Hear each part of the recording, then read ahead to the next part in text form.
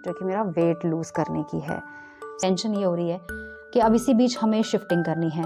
अब पर्चा लिख के दे दिया है था गाइस, ये 1 वीक के अंदर अब मुझे इस पे दिखने लग गया है। ये जैसे स्वेलिंग हो रही है ऊपर साइड, नीचे स्टॉप हो जाती है, जिनका कितना कुछ प्रॉब्लम हो जाती है, वो क्या करते होंगे।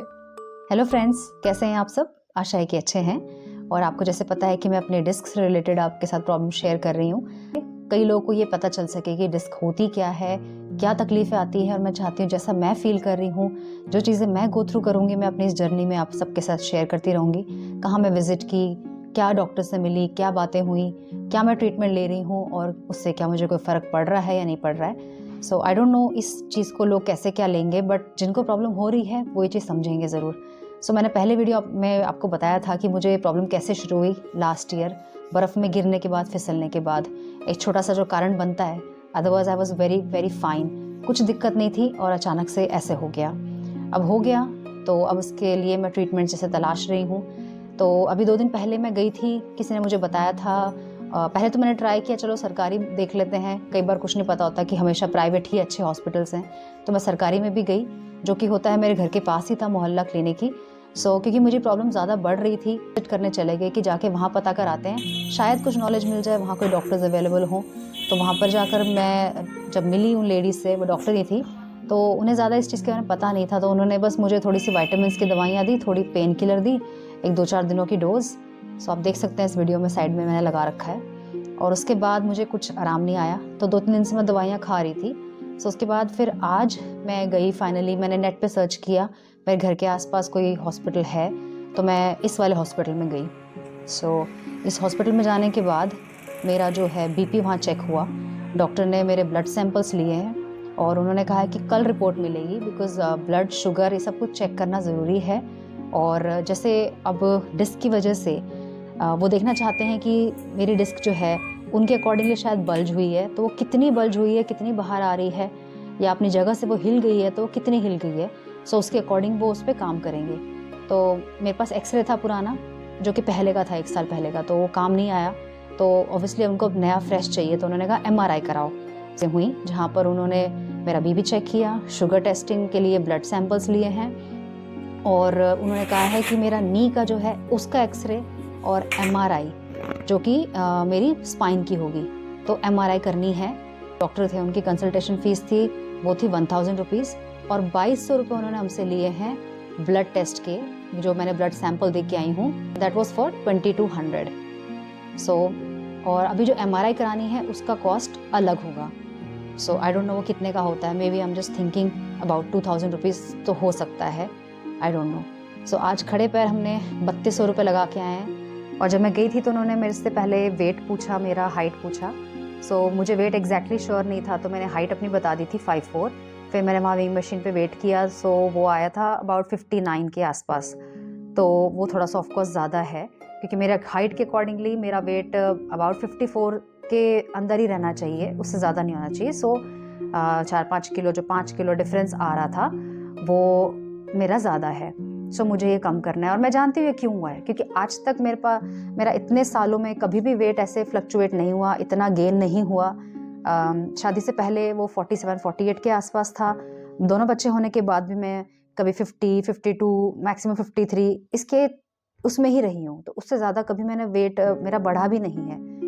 अब अचानक से इतना इंक्रीज़ होना वेट 1 साल के अंदर, मैं जानती हूँ क्या हुआ है।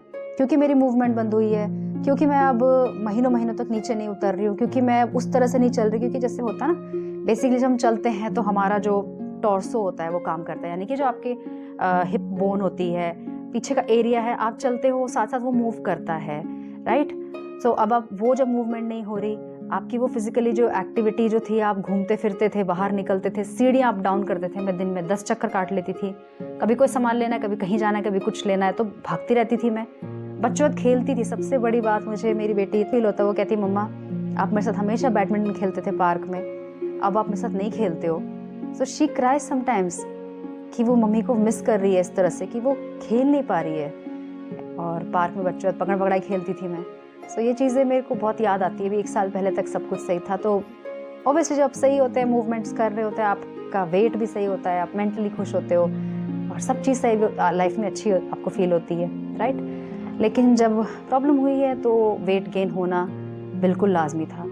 तो वैसे तो मैं कुछ भी उल्टा सुल्टा नहीं खाती, और कभी अगर बच्चों ने मंगा लिया बाहर से तो वो होता है, उसमें थोड़ा सा मैंने उनके साथ कर लिया, वो मुझे खिलाई देते हैं कई बार, मम्मी आप ये आया है। तो वैसे तो हमारे घर में जनरली ऐसी चीज़ें नहीं आती, हम लोग महीनों में कहीं जाके बच्चों को कुछ ऐसे बाहर का दिलवाते हैं या कुछ, लेकिन जनरली मैं घर पे ही बनाती हूँ हर चीज़। अपने घर का ही नॉर्मल खाना होता है, वेजिटेरियन, अपना जो अपन डेली लाइफ में खाते हैं, रोटी सब्जी और यही सब चीज़ें हैं, तो वही चलती हैं। मैं बाहर का वैसे भी कुछ नहीं खाती, मीठा नहीं खाती, बहुत लिमिटेड चीज़ें हैं। मेरी शुरुआत से ही मेरा खान पान पे कंट्रोल है, सो बचपन से ऐसी ही आदत है। सो उसकी वजह से I was feeling happy with in my self और विथ माई ओन सेल्फ। अंदर से भी खुश थी, अपने साथ भी खुश थी, अपनी बॉडी से भी खुश थी, कोई दिक्कत नहीं थी। सो जब ये प्रॉब्लम हुई है तो ऑफकोर्स वेट गेन होना तो ऑब्वियस है ना। तो मेरा वेट इसलिए बढ़ा है 5 किलो, लेकिन मैं पूरी कोशिश करूँगी क्योंकि वो बहुत इंपॉर्टेंट है। और हेल्थ वाइज, क्योंकि वेट बढ़ेगा तो ऑफकोर्स उसका जो इफेक्ट है, आपका वज़न जो है घुटनों पे ही जाएगा, आपके एंकल पे जाएगा, आपके फुट पे जाएगा, है ना। तो वो चीज़ें मुझे कम करनी है। अब मैं अब ये चीज़ें भी सोच रही हूँ कि मुझे एक फ़ाइट और है जो कि मेरा वेट लूज़ करने की है। सो मैं वो भी करने के लिए शुरुआत करूँगी। बाकी कल मेरी रिपोर्ट्स जैसे आती हैं उसके बाद मुझे पता चलेगा कि मेन टारगेट पॉइंट्स क्या हैं, प्रॉब्लम क्या है, थोड़ा उसके रिलेटेड भी मैं अपना चेंजेस करूँगी। तो लाइफस्टाइल मॉडिफिकेशंस बहुत इंपॉर्टेंट हैं, और डॉक्टर ने मुझे कुछ प्रिकॉशंस भी बोले हैं जो कि खैर मैं पहले से भी फॉलो कर ही रही थी। बाकी उन्होंने दोबारा बोले कि फॉरवर्ड बेंडिंग नहीं करनी, बैकवर्ड बेंडिंग नहीं करनी है, बिल्कुल भी कोई सामान नहीं उठाना है ज़रा सा भी भारी या कुछ, और नीचे तो किसी चीज़ को उठाने के लिए भी नहीं झुकना है मतलब। तो खैर अब ऐसा है ना कि घर में तो आप कहीं ना कुछ होता ही है आपका काम। आप फ्रिज में से नीचे से कोई सामान निकाल रहे हो, सब्जी की टोकरी में कोई सब्जी पड़ी है वो निकाल रहे हो, तो हर चीज़ में थोड़ा बहुत तो झुकना आ ही जाता है। कोई भी काम आप थोड़ा सा बेंड करे बिना भी पॉसिबल ही नहीं ना, घर के इतने दिन भर के कामों में। तो खैर अब करेंगे, इसके लिए भी कुछ करेंगे अरेंजमेंट्स की, या तो मैं चीज़ों को ऊपर करूँगी, हस्बैंड की थोड़ी हेल्प लूँगी, और ऊपर रख कर ही अपना सेटअप सारा करती हूँ। नीचे नहीं बैठना, और थोड़ी सी पैर की एक्सरसाइज ये बोला है, ये करने के लिए कहा है फ़िलहाल, जब तक कि हमें रिपोर्ट्स नहीं आती और हमें पता नहीं चलता कि व्हाट्स द एक्चुअल मैटर। सो उसके बाद ही उस पर काम होगा। कि अब इसी बीच हमें शिफ्टिंग करनी है।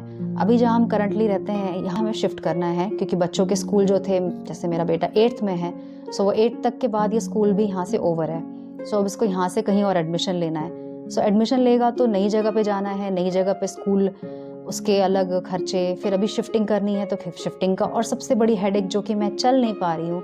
अब मुझ जैसा बंदा वो शिफ्टिंग में सामान कैसे पैक करे, यहाँ से सारी पैकिंग करके वहाँ कैसे अनपैक करेगा, सब कुछ सुलझा के रखेगा, समेटेगा। मतलब मेरे लिए अभी फिज़िकली तो मेरी प्रॉब्लम्स हैं ही हैं, अब मेरे लिए मेंटली इतना प्रेशर आ गया है कि मैं ये सब चीज़ समझ नहीं आ रहा मैं कैसे मैनेज करूँगी, क्या होगा। बट हिम्मत रख रही हूँ, आगे धीरे धीरे कर रही हूँ, करूँगी। और मैं सिर्फ और सिर्फ अपनी ब्लड टेस्ट का, जो मेरा आज लिया है ब्लड टेस्ट, उस कल आने वाली है उसकी रिपोर्ट, मैं उसका वेट कर रही हूँ, क्योंकि डॉक्टर ने कहा है कि वो भी देखना चाहते हैं कि उसमें क्या दिक्कतें हैं। हो सकता है कि शायद वाइटामिन्स, कैल्शियम या फिर और तरह की कोई और इशू ना हो या कोई और कमी ना हो, तो वो चेक करना चाहते हैं और उसके अकॉर्डिंगली फिर वो दवाइयाँ देंगे। वैसे आज उन्होंने वैसे इतना लंबा पर्चा लिख के दे दिया है जिसमें कि काफ़ी सारी चीज़ें लिखी हैं, और उन्होंने एक दवाई भी इंक्लूड कराई है जो कि मुझे अब लेनी है, शुरू करनी पड़ेगी। तो उन्होंने कहा ये कुछ महीने खानी पड़ेगी, ये it's like folic acid plus added minerals और पता नहीं क्या क्या है उसमें। खैर, तो ये सब चीज़ें मेरी अपडेट थी जो आपको बताना चाहती थी। और मैं आपको एक चीज़ और शो करना चाहूँगी, ये देख सकते हैं आप मेरा नी। सॉरी मैं ये शो कर रही हूँ बट दिस इज़ नीडेड, क्योंकि जिसको किसी को ज़रूरत है, जो इंसान इस चीज़ से गुज़र रहा है, वो चाहेगा कि ऐसी इन्फॉर्मेशन की वीडियोस उनके पास आएँ जो कि इम्पॉर्टेंट है। ये पहले नहीं था गाइस, ये 1 वीक के अंदर अब मुझे इस पे दिखने लग गया है। ये जैसे स्वेलिंग हो रही है ऊपर साइड, नीचे साइड, और इस लेफ़्ट जो नी है इसमें इतना नहीं है, जो राइट साइड की नी है इसमें इतना पेन है। और गाइस सबसे बड़ी बात मैं आपको बताऊं, आज मुझे डॉक्टर ने बोला कि उन्होंने कहा मुझे, मैं अपने डोंट बिलीव, मैं अपनी जो आगे की फ्रंट उंगलियां है ना, मैं उस पर खड़े नहीं हो पा रही थी। खड़े होने की कोशिश करती तो मैं गिर रही हूँ। फिर उन्होंने कहा आप अपनी जो पीछे की एड़ी है, सोल है जो आपका, मतलब टोज़ पे, पहले टोज़ पे खड़े करवाया। पहले उन्होंने कहा कि आगे की उंगलियों पे खड़े रहो, हमें चेक करना है आप कितना चल पा रहे हो। मैं उस पे खड़े होने की कोशिश करी, मैं गिर गई। फिर उन्होंने कहा पीछे जो एड़ी होती है आपके पैर की, उस पे दोनों एड़ी पे खड़े रहो और आगे चलने की कोशिश करो। और तो उन्होंने कहा करने के लिए, मैं वो भी नहीं कर पाई। मैं ऐसे खड़ी हुई, मैं ऐसे पैर नीचे गिर रहे हैं। उन्होंने कहा कि तुम थोड़ा बैठ के दिखाओ कि कितना तो झुक पा रही हो या बैठ पा रही हो। मैं थोड़ा सा नीचे हुई, ज़रा सा नीचे हुई होंगी और मेरी चीख निकल आई, क्योंकि मेरे नी में इतना पेन हुआ, ऐसा लगा जैसे कि ये हड्डी ना क्रैक हो जाएगी। मतलब इतनी तेज़ दर्द हुई, जैसे कोई चमक पड़ जाती है ना, उस तरह का पेन हुआ। ठीक हो गई। फिर उन्होंने कहा रहने दो, तुम बैठ जाओ एक साइड। मैं बैठ गई। तो अभी उनको भी लग रहा है कि इतना सीवियर लग रहा है ये चीज़।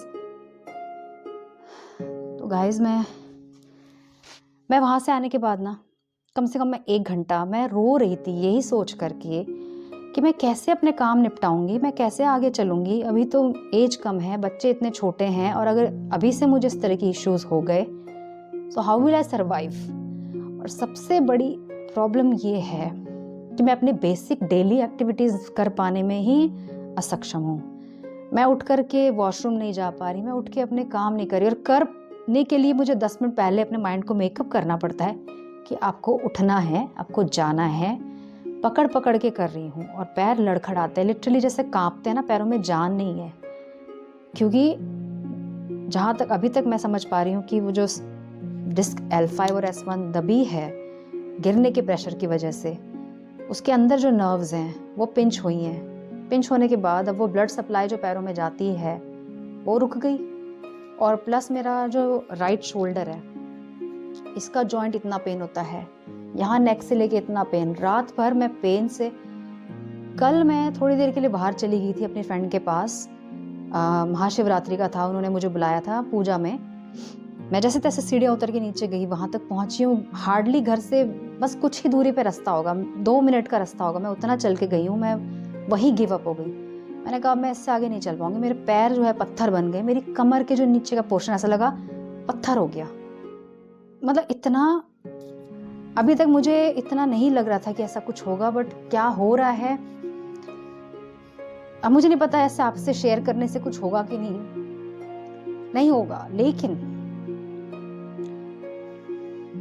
लेकिन मैंने पहले पता है आपको कैसे होता था, जब मैं किसी को देखती थी ना इस तरह से, कोई थोड़ा टेढ़ा होके चल रहा है, लंगड़ा आ रहा है, तो इतना हम ना गौर नहीं करते चीज़ों के साथ, ठीक है ना, ऐसा होता है ना। लेकिन जब खुद के साथ आती है ना, अब मैं उनका पेन, जैसे कल मुझे वहाँ पे मिली एक आंटी, उनका नी का ऑपरेशन हुआ तो बता रही थी, वो बेचारी बहुत पेन में थी। सुबह उनको देख कर ना मेरे दिल में वो ऐसे निकल रहा था कि आप जल्दी ठीक हो जाओ बस। I was praying for her कि आप रिकवर कर जाओ, आप ये दुख से बाहर आ जाओ।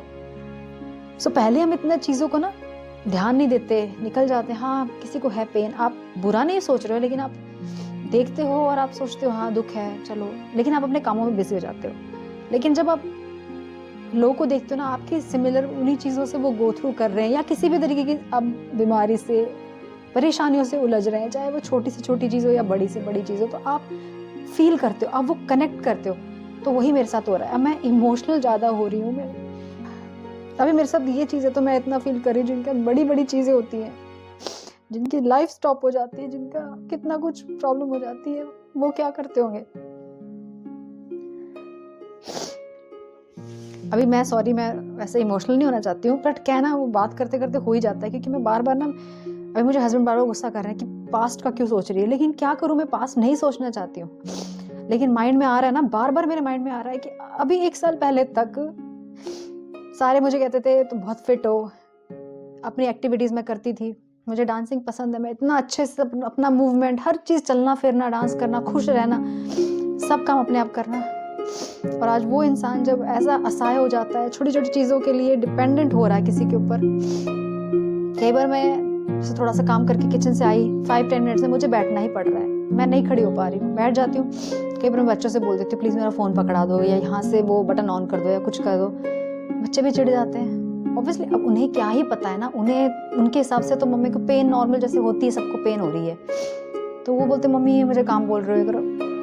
दे are just small kids, they don't understand, of course they will never understand, this happens with every one of us.